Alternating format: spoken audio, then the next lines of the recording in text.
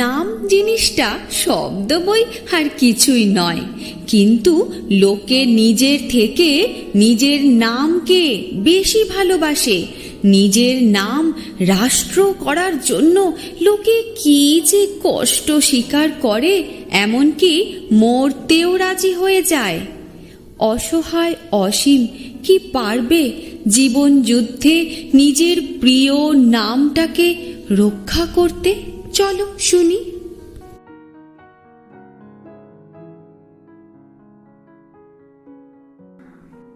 রেশনের দোকানের বিষ্ণুদাসী অসীমকে কাজটি ঠিক করে দিলেন। হাউজিং স্টেটে এক ভদ্র মহিলার বাড়িতে কাজ করতে হবে। রেশন ধরা, বাজার করা, ঘরদোর ঝাড়পোছ করা, গৃহস্থ বাড়িতে যা যা দরকার হয় সবই করতে হবে অসীমকে। অসীম জিজ্ঞাসা করল, জল তোলা, বাসন মাজা সেসবও তো আছে বিষ্ণু কাকা। বিষ্ণু কাকা হেসে বললেন, আরে না না, ওসবের জন্য মিসেস চৌধুরী আলাদা ঠিকে ঝি রেখেছেন, তোকে ওসব করতে হবে না। বেটা ছেলে যা করে তুই সেই সব কাজই করবি। জানিস বাড়িতে একটিও ছেলে নেই, ভদ্রলোক দুটি নাবালিকা মেয়ে, স্ত্রী আর বুড়ো মা রেখে গেছেন। মিসেস চৌধুরী আমাকে কিছুদিন ধরে বলছিলেন কাজকর্মের জন্যে একটি বিশ্বাসী ছেলে দিতে পারেন। তোর কথা আমার মনে পড়ে গেল, তুইও তো কাজ কাজ করছিলি। অসীম একটু ইতস্তত করে বললে, কিন্তু বিষ্ণু কাকা, আমি ভেবেছিলাম কোনো দোকানে টোকানে আপনি আমাকে একটা কাজ ঠিক করে দেবেন। কোনো অফিস টফিসে বেয়ারার কাজও যদি একটা পেতাম। দোকানের সামনে খদ্দেরদের কিউ ক্রমেই লম্বা হচ্ছে। বহু রেশন কার্ড জমা পড়েছে। কর্মব্যস্ত বিষ্ণুবাবু একটু বিরক্ত হয়ে বললেন, আমার দোকানে কোনো কাজ খালি নেই, তোকে তো আগেই বলেছি। আর অফিসে বেয়ারাগিরি পাওয়া আজকাল ভারী কঠিন। আমার যতটুকু সাধ্য করেছি, তোর যদি পছন্দ না হয় নিস নে। মনটা একটু খুঁত খুঁত করছিল অসীমের। শত হলেও বাড়ির চাকরের কাজ, সেও বামুনের ছেলে, ক্লাস 7 পর্যন্ত পড়েছে। অসীম ভেবেছিল যা লোকের কাছে বলা যায় এমন একটা কাজই বিষ্ণু কাকা তাকে জুটিয়ে দেবেন। বাবা তো ওর বন্ধু ছিলেন।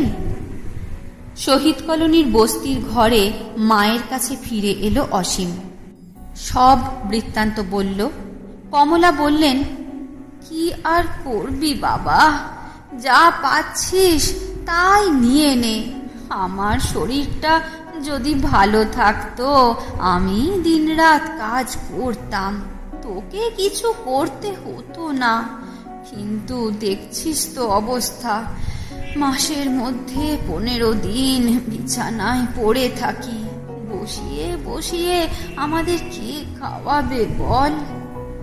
হ্যাঁ রে, মাইনে কত দেবে রে তোকে? অসীম একটু অভিমানের সুরে বলল, আমি জিজ্ঞেস করিনি মা, বিষ্ণু কাকা যা ঠিক করে দেবেন তাই হবে। 15-20 টাকার মতো হবে, আর কি। অসীমের অভিমানের কারণ ছিল, ও ভেবেছিল সমবয়সী ছেলেদের মতো অসীমও স্কুলে পড়তে যাবে। কিন্তু 7 থেকে 8-এ কিছুতেই উঠতে পারল না অসীম, ফেল করে বসল। স্কুলের হাফ ফ্রি শিফটটি কাটা গেল। 2-3 বাড়িতে কাজ করেন মা, কোনো রকমে দিন চলছিল। এখন শক্ত অসুখ করেছে, তিনি আর তেমন করে খাটতে পারেন না। তাই বাধ্য হয়ে কাজই নিতে হলো অসীমকে। বিটি রোড সরকারি হাউজিং স্টেটের 3 তলার ফ্ল্যাটে থাকেন মিসেস চৌধুরী। দত্তবাগান থেকে মাইল 1.5 মতো রাস্তা, পথটুকু অসীম হেঁটেই গেল। এর চেয়েও কত বেশি রাস্তা সে হাঁটে। মিসেস চৌধুরী তাকে দেখে খুশি হলেন, বললেন, ও বিষ্ণুবাবু পাঠিয়েছেন তোমাকে? বেশ, থাকো এখানে, মন দিয়ে কাজকর্ম করো, তোমার কোনো অসুবিধা হবে না। আমাদের এখানে যে থাকে তাকে আমরা বাড়ির ছেলের মতোই রাখি। মাইনের কথা তিনি নিজেই বললেন। বিষ্ণুবাবু কত বলেছেন তোমাকে? অসীম বলল, কিছু বলেননি, আপনিই বলুন। মিসেস চৌধুরী বললেন, আপাতত 15 টাকা করে দেব। থাকবে, খাবে, জামা কাপড় সব পাবে। যদি ভালোভাবে কাজকর্ম করো পরে বাড়িয়ে দেব। ভালো কথা, তোমার নামটা তো শোনা হয়নি। কি নাম তোমার? অসীম চক্রবর্তী। ভদ্রমহিলা একটু গম্ভীর হয়ে রইলেন। আর একজন বৃদ্ধা পাশেই বসেছিলেন। তিনি কাঁদো কাঁদো ভাবে বললেন, না বাবা, ও নাম তুমি বলো না। ও নাম যার ছিল সে আমার বুক ভেঙে দিয়ে চলে গেছে। ও নামে তোমাকে আমরা ডাকতে পারবো না। মিসেস চৌধুরী ব্যাপারটা বুঝিয়ে দিলেন। এ বাড়ির যিনি কর্তা ছিলেন তার ছিল এই নাম। তিনি 3 মাস আগে মারা গেছেন। বাড়িতে তোমার ডাক নামটাম কিছু নেই? অসীম বলল, না, আমার এই একটাই নাম বাবা রেখেছিলেন।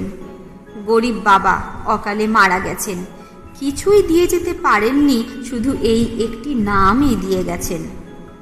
মিসেস চৌধুরী তার শাশুড়ির দিকে তাকিয়ে বললেন, বলুন তো মা, কি নাম রাখা যায় ওর? শাশুড়ি বললেন, রাখতে হলে ঠাকুর দেবতার নামই রাখো না, রাধা গোবিন্দ, রাধা গোবিন্দ। আর কতকাল এখানে ফেলে রাখবে ঠাকুর? বৃদ্ধা দীর্ঘশ্বাস ছেড়ে উঠে পড়লেন। মিসেস চৌধুরী বললেন, তাহলে তোমার গোবিন্দ নামই থাক, কি বলো? ঠাকুর দেবতার নাম হলেও অসীমের ও নামটা পছন্দ নয়। কেমন যেন সেকেলে বুড়োটে ধরনের নাম। তবু রাজি হয়ে গেল নাম বদলাতে। চাকরি করতে এসেছে, না রাজি হয়ে উপায় কি? এ বাড়ির আচার ব্যবহার সবই ভালো। কাজকর্ম যা তার বরাদ্দ আছে তা অবশ্য করতে হয়। ভুলচুক হলে মিসেস চৌধুরী তেমন বকেন না, হেসেই তা শুধরে দেন। 2টি মেয়ে মিশনারি স্কুলে পড়ে। তাদের নেওয়ার জন্যে গাড়ি আসে স্কুলের। ভারী সুশ্রী মেয়ে দুটি, একটি 7-এ পড়ে আর একটি 5-এ। স্কুল থেকে ফিরে এসে নিজেরা গল্প করে, কোনোদিন বা পার্কে খেলতে যায়। সপ্তাহে 2 দিন করে গানের মাস্টার এসে ওদের গান শোনায়। অসীম দূর থেকে দেখে, তবে কাছে গেলে ওরা কথা বলে। তুই বলে না, তুমি বলেই ডাকে। খুবই ভদ্র ব্যবহার। মিসেস চৌধুরী বাড়িতে থাকেন না, 9:30টার আগেই অফিসে বেরিয়ে পড়েন। ফিরতে ফিরতে সন্ধ্যা 7টা হয়ে যায়। অসীম ওদের ঘর সংসার আগলায়, যেটুকু যা কাজ থাকে করে। বৃদ্ধা ছোট ঠাকুর ঘরটিতে বসে জপ তপ করেন, ধর্মগ্রন্থ পড়েন, মাঝে মাঝে ক্লান্তিতে ঘুমিয়েও পড়েন। অবশ্য সংসারের দিকে তাঁর লক্ষ্য আছে। অসীম কি করছে না করছে সেদিকে চোখ রাখেন। নাতনিদের যত্ন টত্ন হচ্ছে কি না খোঁজ খবর নেন।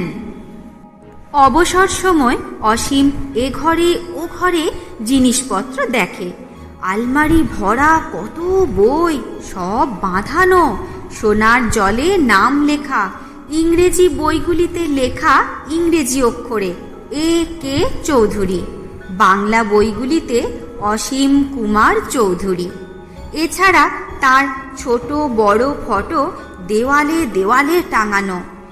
গ্রুপ ফটো আছে, অফিসে ফেয়ারওয়েলের ফটো আছে। ভদ্রলোকের আরও কত রকমের কত জিনিসপত্র সেতার বাজাতেন। রঙিন ঢাকনিতে ঢাকা সেই সেতারটি আছে। শিকারের শখ ছিল, নিজের হাতে মারা হরিণের শিং আছে। অভিনয় করতে পারতেন, রাজার পোশাক পরা ছবি আছে অ্যালবামে। ওর মেয়েরা সেদিন দেখাচ্ছিল। অসীমের নামে নাম এই ভদ্রলোকের কত গুণ ছিল, কত জিনিসপত্র রেখে গেছেন। অসীম অবাক হয়ে ভাবে, তার জীবনটা কি রকম হবে কে জানে। কোনোদিন কি তার উন্নতি হবে? 10 জনের একজন সে হতে পারবে, নাকি এইভাবে লোকের বাড়িতে কাজ করে করেই দিন যাবে?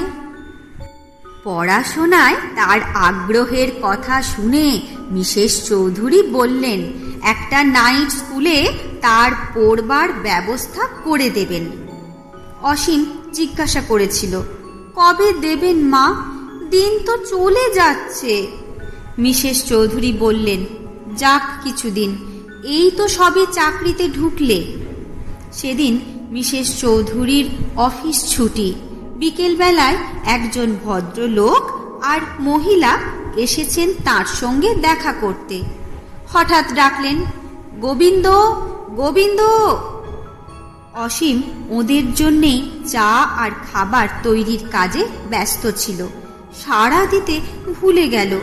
মাঝে মাঝে কেমন যেন সে অন্যমনস্ক হয়ে পড়ে। মিসেস চৌধুরী কাছে এসে বললেন, তোকে ডাকছি শুনতে পাচ্ছিস নে?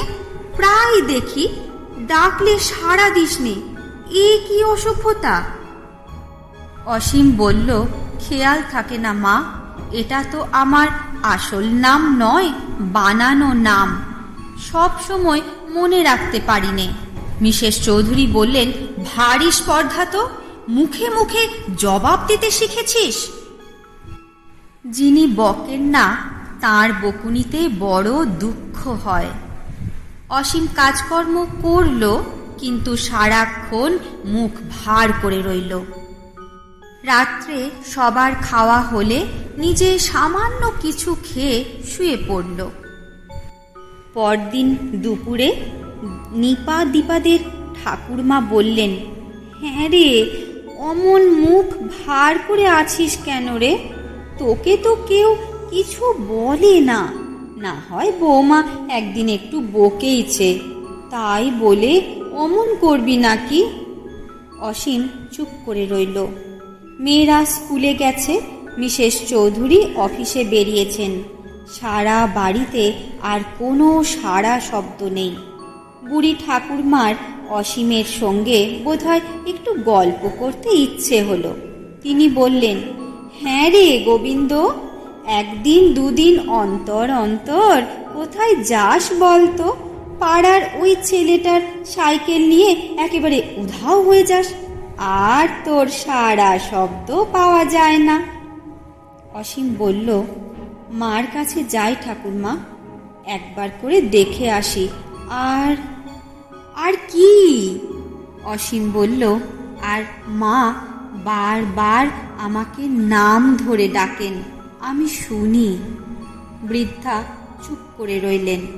তারপর ধীরে ধীরে বললেন, আচ্ছা, তুই আর আমি যখন একা একা থাকবো, আমিও তোকে ওই নাম ধরেই ডাকবো।